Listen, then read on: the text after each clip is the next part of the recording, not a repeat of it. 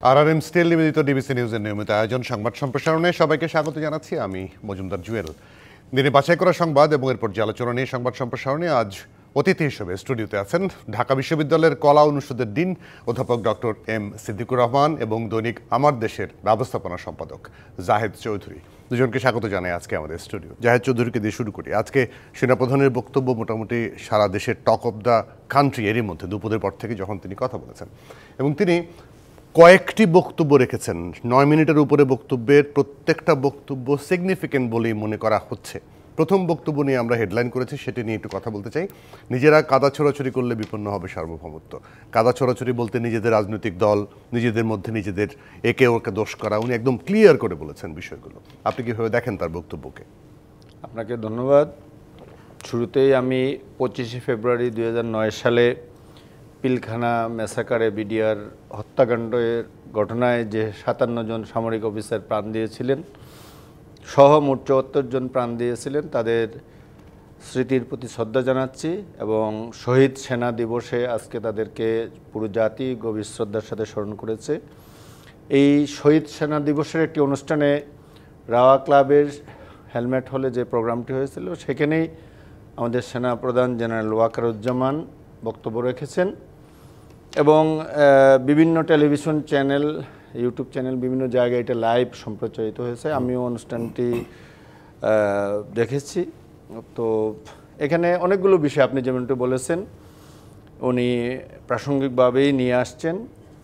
এটা নিয়ে সারা দেশে আলোচনা, আপনি যেমনটি বলেছেন, আমার কাছেও একজন মিডিয়া কর্মী হিসাবে এইটাই মনে হয়েছে যে এটা ব্যাপক আলোচনার জন্ম দিয়েছে, কারণ বিভিন্ন বিষয়ে উনি আলোকপাত করেছেন এবং তার সব বক্তব্যের সাথে যে সবাই একমত হবে এমনটি ভাবার কারণ নেই।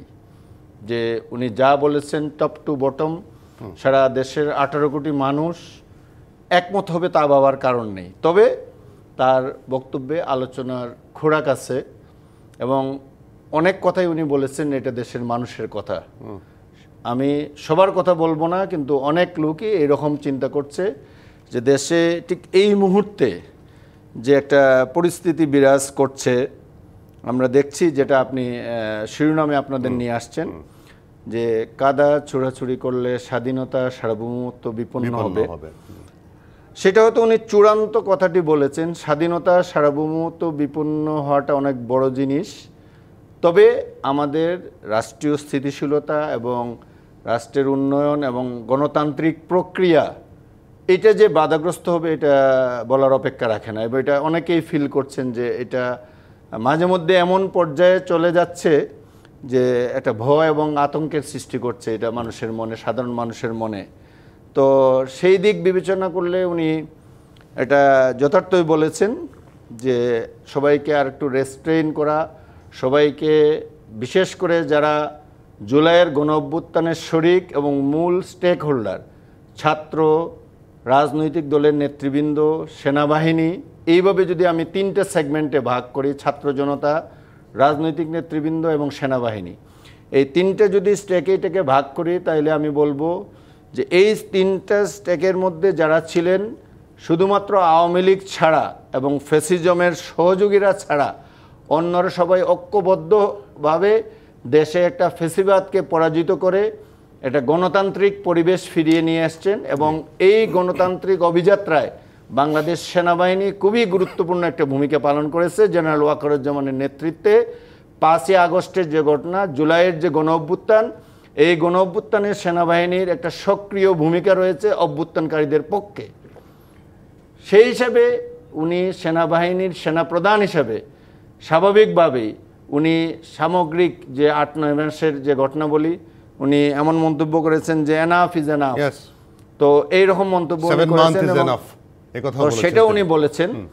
সেটা উনি বলেছেন, তো এখানে অনেক কিছু আমি যেটা বললাম যে আমি 100% একমত নই, কিন্তু তবে এটার অনেক কিছু যে কথাটি আমি বললাম অনেক কিছুর মধ্যে আমি আবার যাব। আমি শুধু কাদা ছোড়াছুড়ির মধ্যে থাকি। আমি দুইটা জিনিস এম সিদ্দিকুর রহমানের কাছ থেকে জেনে নিই, কারণ দুইটা প্রশ্ন আপনার যে ভূমিকা থেকে পেলাম সেটা আমি কথা বলে নিই, তারপর আপনার কাছে আসবো।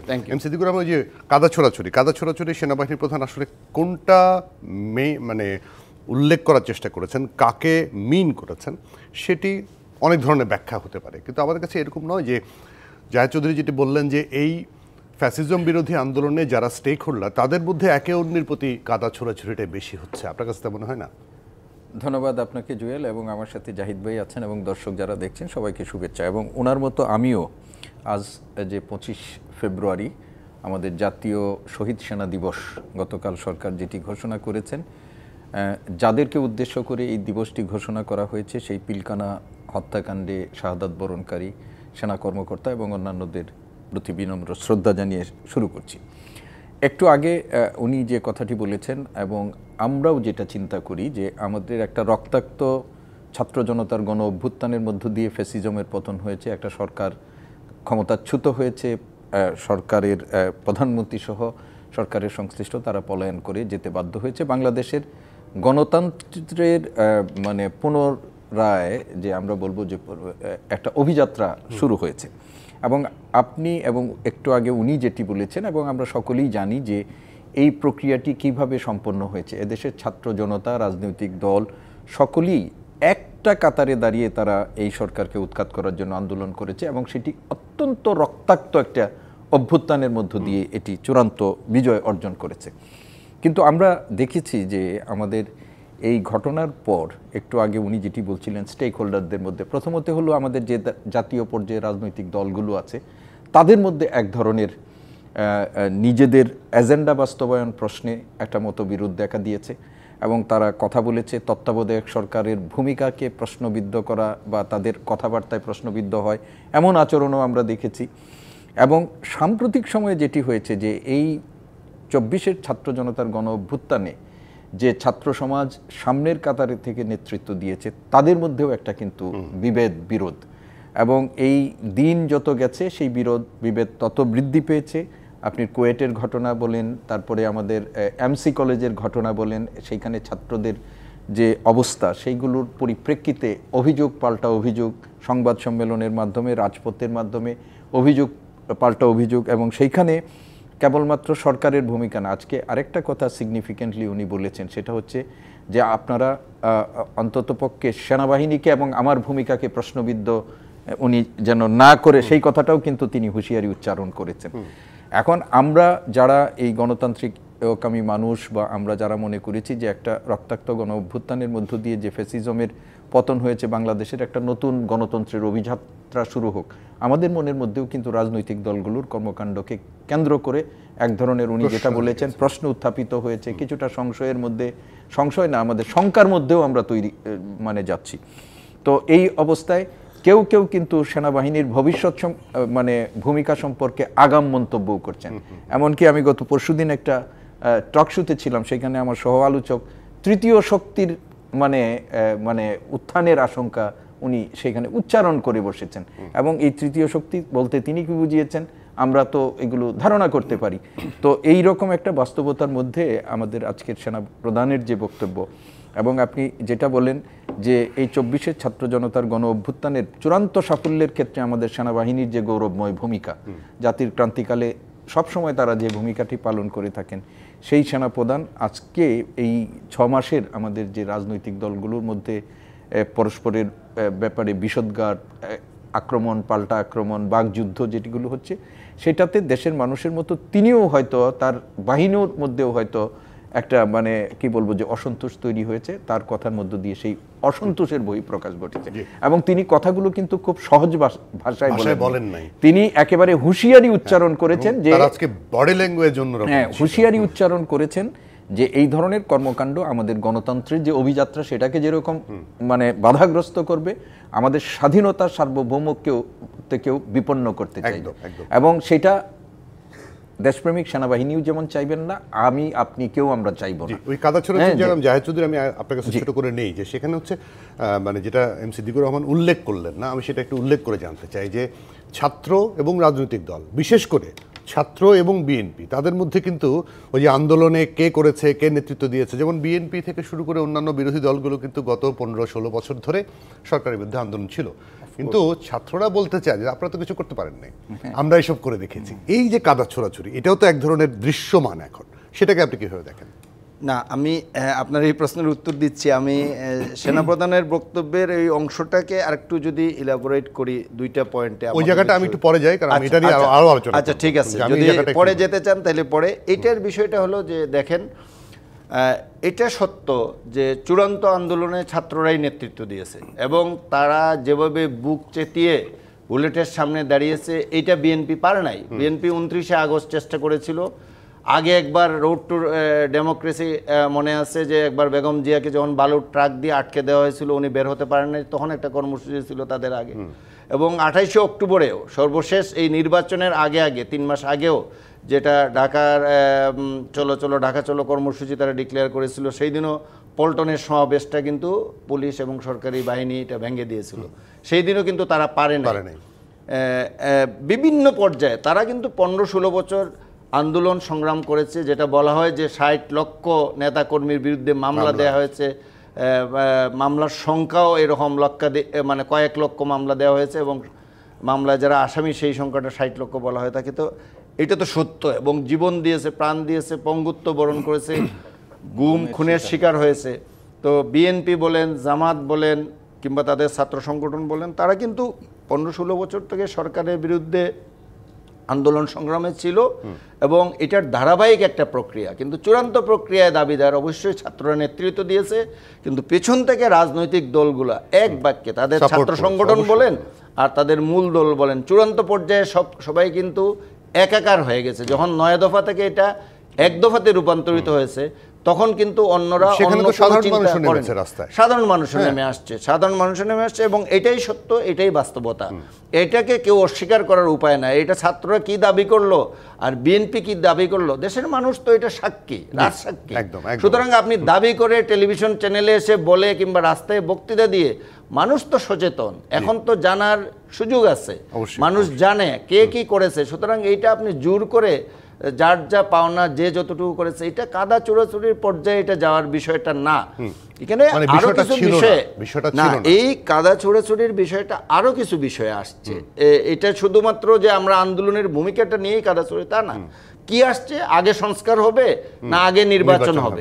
তো এইখানে একটা বড় ইস্যু দেখা গেছে, এটা ছাত্র ভার্সেস বিএনপি না, এটা মূলত এর সাথে যুক্ত হয়েছে জামাত ভার্সেস বিএনপির ক্ষেত্রে। এটা হয়েছে যে বিএনপি মনে হচ্ছে অ্যাপারেন্টলি তারা যে সমস্ত বক্তব্য দিচ্ছেন তাদের শীর্ষ নেতৃত্বের পক্ষ থেকে, তারেক রহমানের পক্ষ থেকে কিংবা মির্জা ফখরুলের পক্ষ থেকে যে বক্তব্যগুলো আসছে, তো এখানে মনে হচ্ছে যে তারা নির্বাচনটা দ্রুত চাচ্ছেন, যদিও এটা তারা বারবারই এটা ব্যাখ্যা দিচ্ছেন তারা কতটুকু দ্রুত চান, কিভাবে চান।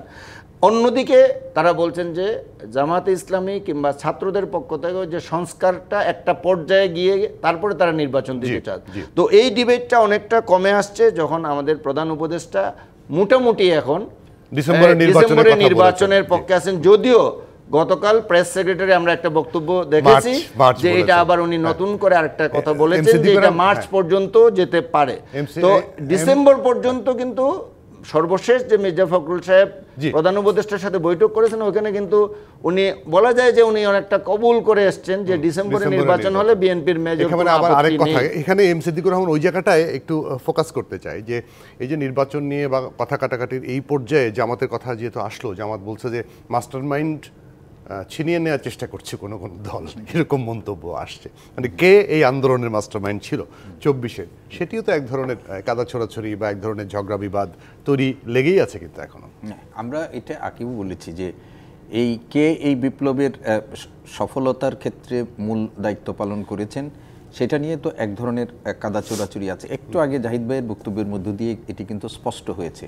আপনি দেখেন সম্প্রতি একটা ছাত্ররা বলছেন মির্জা ফখরুল ইসলাম আলমগীরের একটা বক্তব্যকে যে আমরা এই আন্দোলনের সাথে যুক্ত নেই। আপনি যখন এই আন্দোলনটি চূড়ান্ত পর্যায়ে যাচ্ছে তখন সরকারের পক্ষ থেকে ক্রমাগতভাবে বলা হচ্ছে যে এটি ছাত্রদের আন্দোলন না, এই আন্দোলন হচ্ছে বিএনপি জামাতের আন্দোলন এবং তারাই আন্দোলন করছে। বিএনপি কৌশলগত অবস্থান থেকে তারা তখন বলেছে যে আমরা এই আন্দোলনের এটা সাধারণ আন্দোলন, এইটাকে এখন ছাত্ররা একটা ইয়া হিসাবে কিন্তু আজকে যদি আপনি যত কথা বলেন, যা একটু আগে জাহিদ ভাই যেটা বলছেন যে এই আন্দোলনে বিএনপি ছাত্রদল, ছাত্রদের সাথে শুধুমাত্র কি বৈষম্য বিরোধী সাধারণ ছাত্ররা, সব সংগঠনের ছাত্ররা ছিল।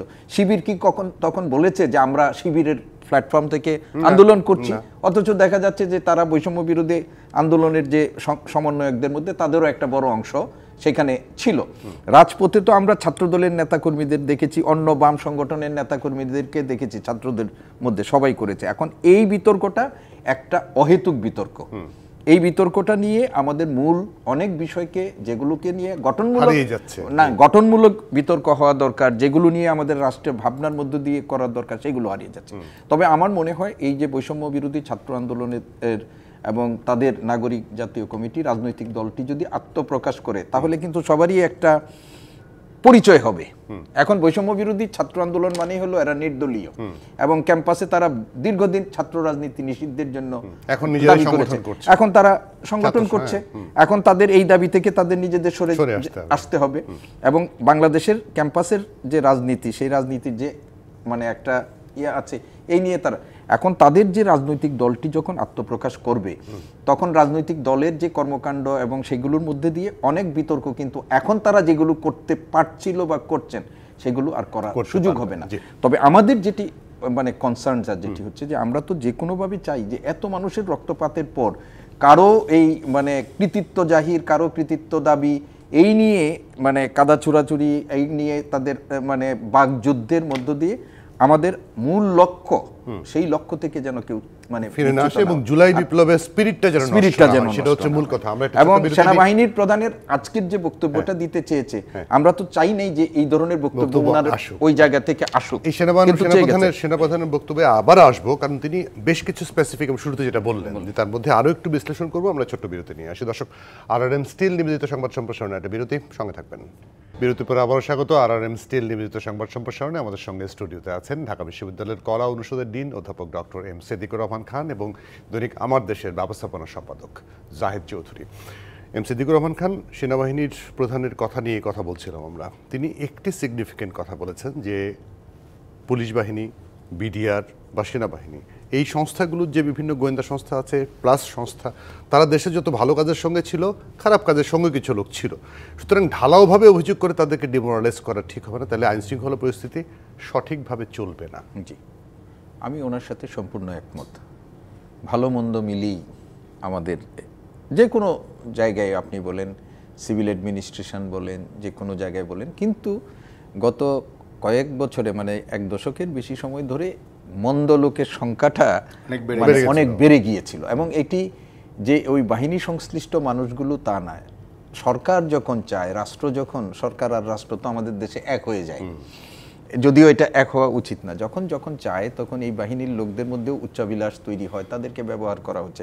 আজকে 88 জন পুলিশ কর্মকর্তাকে ওএসডি করা হয়েছে, যারা এই নির্বাচন, প্রশাসনের নির্বাচনের সাথে যারা যুক্ত ছিলেন। আমরাই তো দেখেছি টেলিভিশনে এসে অনেক পুলিশ ঊর্ধ্বতন কর্তারা, আপনার চ্যানেল, অন্য চ্যানেলে, তারা একেবারে ইউনিফর্ম পরে এসেই তাদের সরকারের এই নির্বাচনের, এই তাদের সরকারি ব্যবস্থাপনাগুলোর পক্ষে কথা বলেছেন।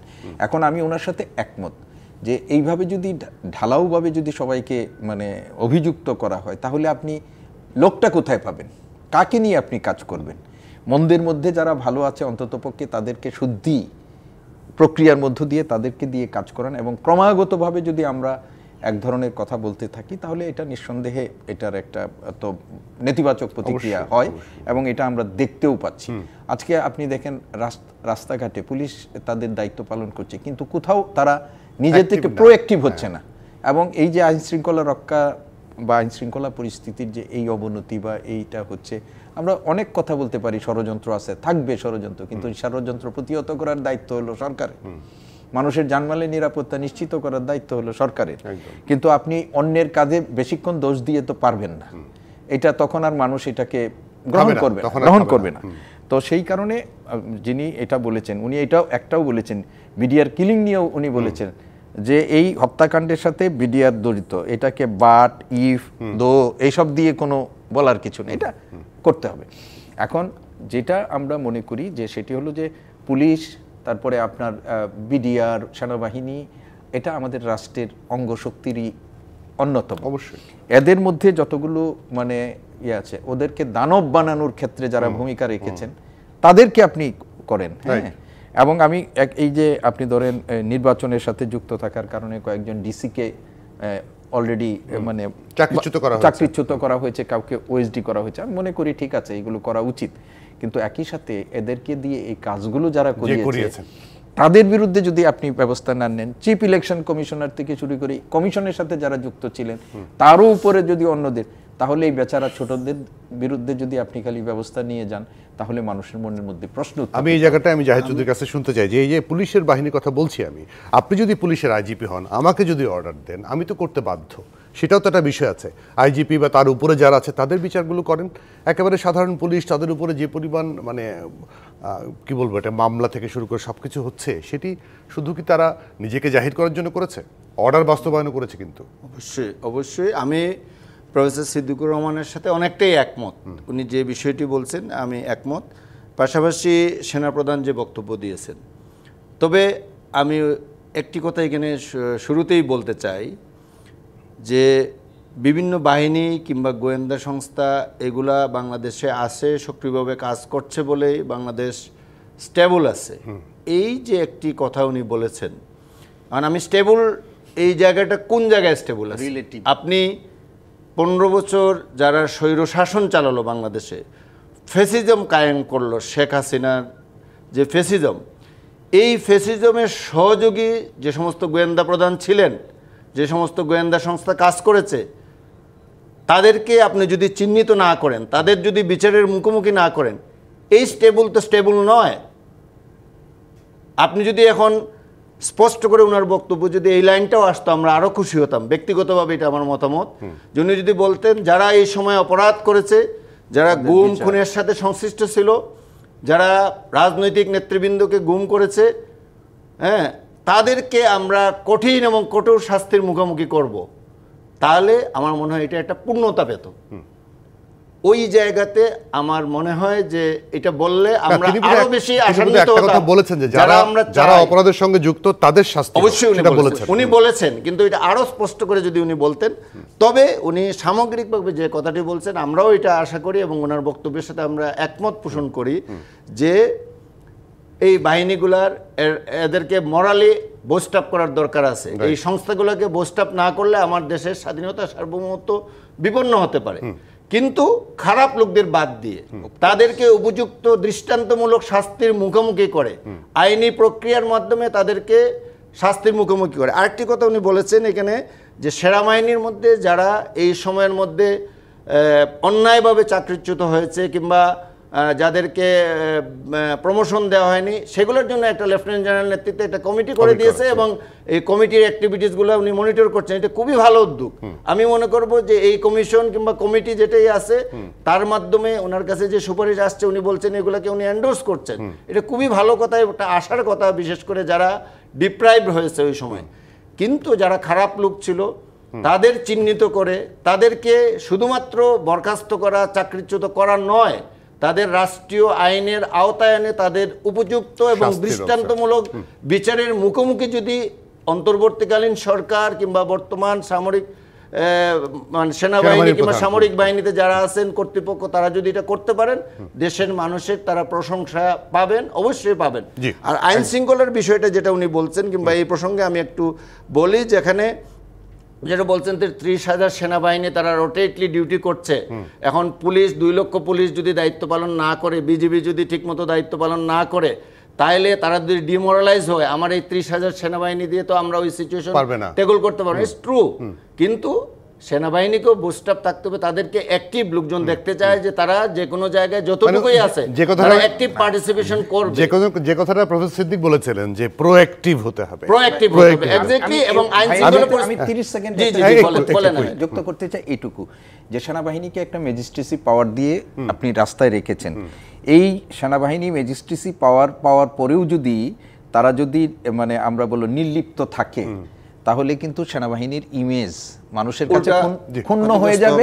হয় আপনি তাদেরকে তুলে নিবেন, না হলে যে দায়িত্ব দিয়েছেন তাদেরকে। এবং আইন শৃঙ্খলার যে অবনতিটি সাম্প্রতিক সময়ে ব্যাপক আলোচনা হচ্ছে যে এটার পিছনে ষড়যন্ত্র থাকতে পারে, এটার পিছনে যারা পতিত সরকারের লোকজনের ষড়যন্ত্র একদম করতে পরিষ্কার। থাকতে পারে একটা এবং বিরতির সময় অন্যদের হয়েছে, থাকতে হ্যাঁ, পারে। বিরতি নিয়ে এসে আবার আপনার সঙ্গে আলোচনা যুক্ত হচ্ছে। দর্শক, একটা বিরতি নিচ্ছি। আরআরএম স্টিল নিয়মিত সংবাদ সম্প্রসারণে সঙ্গে থাকবেন। বিরতির পর আবারও স্বাগত। আরআরএম স্টিল নিয়মিত সংবাদ সম্প্রসারণে স্টুডিওতে অতিথি হিসেবে আছেন অধ্যাপক ডক্টর এম সিদ্দিকুর রহমান খান এবং জাহেদ চৌধুরী, দুজনকে আবারও স্বাগত। এম সিদ্দিকুর রহমান খান, আমরা একটু অন্য প্রসঙ্গে যাই। জাতীয় নাগরিক কমিটি এবং বৈষম্য বিরোধীরা মিলে একটা যে রাজনৈতিক দল করছে, সেটাতে আহ্বায়কের পদ সম্ভবত গ্রহণ করার জন্য নাহিদ ইসলাম পদত্যাগ করেছেন। এটা নিয়ে একটু শুনতে চাই। শুক্রবারের তাদের নতুন দল হবে, তাদের পরবর্তী কর্মকাণ্ড মানুষের কাছে কতটুকু গ্রহণযোগ্যতা পেতে পারে বলে মনে হয়? দেখেন, আজকে নাহিদ ইসলাম তিনি পদত্যাগ করেছেন তার পদ থেকে, মানে উপদেষ্টার পদ থেকে, এবং তিনি কেন পদত্যাগ করেছেন সেটা তার যে পদত্যাগপত্র সেখানে বলেছেন যে তিনি ছাত্র জনতার কাতারে সামিল হতে চান, রাজপথে থাকতে চান, এবং সেই ছাত্র জনতার কাতারে থাকার উপায় হিসাবে তারা যে নতুন রাজনৈতিক দল গঠন করা হয়েছে সেই রাজনৈতিক দলের তিনি প্রধান হিসাবে দায়িত্বভার গ্রহণ করছেন। সিদ্ধান্তটা কিন্তু একেবারে সহজ না। বাংলাদেশের প্রেক্ষাপটে একটা উপদেষ্টার পদ ত্যাগ করে একটা রাজনৈতিক অনিশ্চয়তার মধ্যে এরকম একটা দলের, এটা অনেক সাহস থাকলেই হয় এবং একটা কমিটমেন্ট, এটা আমি তাকে সাধুবাদ জানাই। এখন নতুন রাজনৈতিক দল, সেটি তো আমাদের কাছে বেশ কিছুদিন ধরেই আমরা আলোচনায় শুনছিলাম, এবং খোদ প্রধান উপদেষ্টাও কিন্তু তিনি এই ব্যাপারে কথা বলেছেন। এবং সেই রাজনৈতিক দলটি গত কিছুদিন ধরেই আত্মপ্রকাশ হবে। ফেব্রুয়ারির 15 ওনাদের এখানে একটা আমরা দেখেছিলাম, নিউজও হয়েছিল, হ্যাঁ, তো এইগুলো হয়েছিল। কিন্তু আমরা শুনেছি যে রাজনৈতিক দলটি গঠনের ক্ষেত্রে শীর্ষ নেতৃত্ব কারা থাকবে এই নিয়ে তাদের মধ্যে এক ধরনের মতবিরোধ, এবং এমনকি আমরা শুনেছি যে শিবিরের সাবেক নেতৃত্বকে তারা কিভাবে দলের মধ্যে অ্যাকোমোডেট করবেন সেই নিয়েও একটা বিরোধ ছিল। তো যাই হোক, আমরা এই কয়েকদিনের অব্যাহত আলোচনার মধ্য দিয়ে তারা ইতিমধ্যেই সংবাদ সম্মেলনের মধ্যে দিয়ে আমাদেরকে অবহিত করেছেন যে শীর্ষ নেতৃত্ব এর ব্যাপারে তারা ঐক্যমত্যে আসছেন, এবং সেইটার কারণে কিছুদিন তাদের বিলম্বিত হয়েছে, এবং এটার জন্য তাদের কাঠামোগত কিছু পরিবর্তন, প্রথম থেকে কিছু পরিবর্তন করতে হয়েছে, দলের শীর্ষ পদ বৃদ্ধি করতে হয়েছে। এগুলো কিন্তু আমাদের বাংলাদেশের যে মানে গতানুগতিক রাজনীতির যে চরিত্র সেটার কিছুটা প্রতিফলন, আমি বলবো না একই ধারা। এবং এই 5 আগস্টের পর 24টি রাজনৈতিক দলের নাকি ইতিমধ্যে আত্মপ্রকাশ হয়েছে, এবং আমাদের ঢাকা বিশ্ববিদ্যালয়েও বেশ কিছু ছাত্র সংগঠনের আত্মপ্রকাশ ইতিমধ্যেই ঘটেছে। কিন্তু অন্য রাজনৈতিক দল এবং এই রাজনৈতিক দলের আত্মপ্রকাশকে আমি এক কাতারে দেখতে চাই না। এটা একটা ভিন্ন মাত্রায় হবে। মানুষ আশাবাদী হয়ে বসে আছে, এবং সেই আশাবাদী হয়ে যে বসে আছে তারা সেটা শুক্রবারে আনুষ্ঠানিকভাবে 28 তারিখে আনুষ্ঠানিকভাবে আমাদেরকে সেটি জানাবেন।